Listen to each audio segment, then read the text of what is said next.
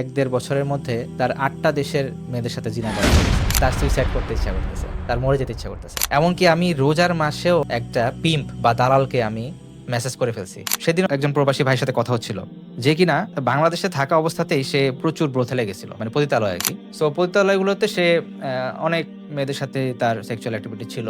এরপরে সে যখন প্রবাসে গেল মিডল ইস্টের একটা কান্ট্রিতে, আমি নাম বলব না। সেখানে যাওয়ার পর সে দেখলো এখানকার ওয়ার্ল্ডটা আরো অনেক চাকচিক্যময়। আরো অনেক সেখানে নতুনত্ব।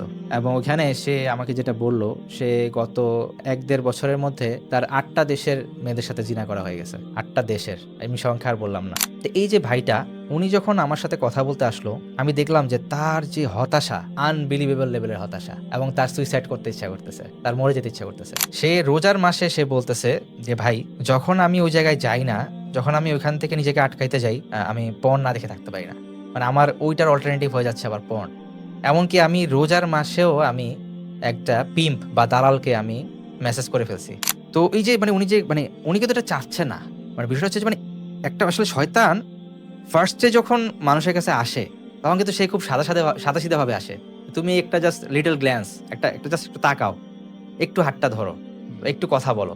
কিন্তু এটা যখন এই পর্যায়ে চলে যায়, যখন সে একদম ডিরেক্টলি জিনা করতেছে, এখন জিনিসটা এমন পর্যায়ে চলে গেছে, এখন শয়তান তাকে ডিরেক্ট কমান্ড করতেছে, এরকম হয়ে গেছে।